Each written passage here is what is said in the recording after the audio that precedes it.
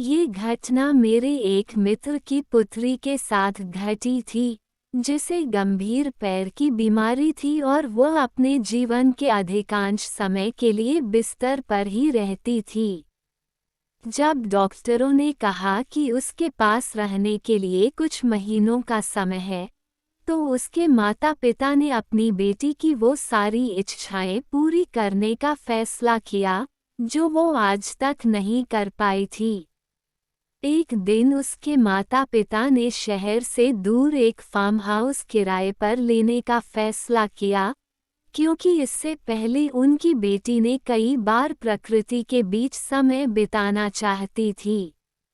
Farm house जाते समय लड़की ने हमेशा की तरह शांत व्यवहार किया, पीछे की सीट पर झुककर बैठ गई जबकि उसके माता-पिता एक दूसरे से बात कर रहे थे। जब वे अपने गंतव्य पर पहुंचे, तो उन्होंने एक तंबू खड़ा किया, भोजन किया और आग लगाना शुरू कर दिया।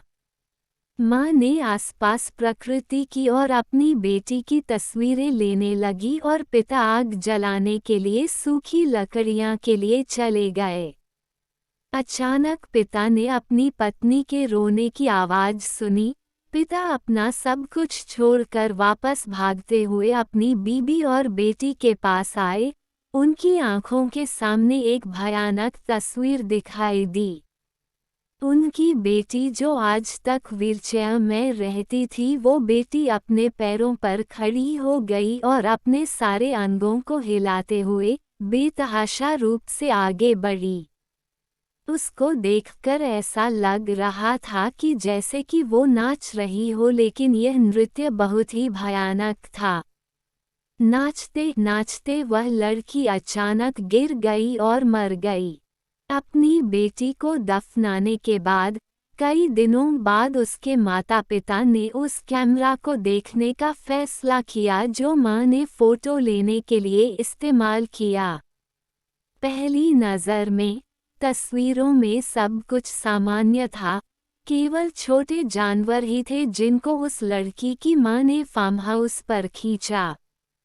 एक फोटो में उनकी बेटी कुर्सी पर उदास बैठी थी, लेकिन उस फोटो में कुछ गलत था।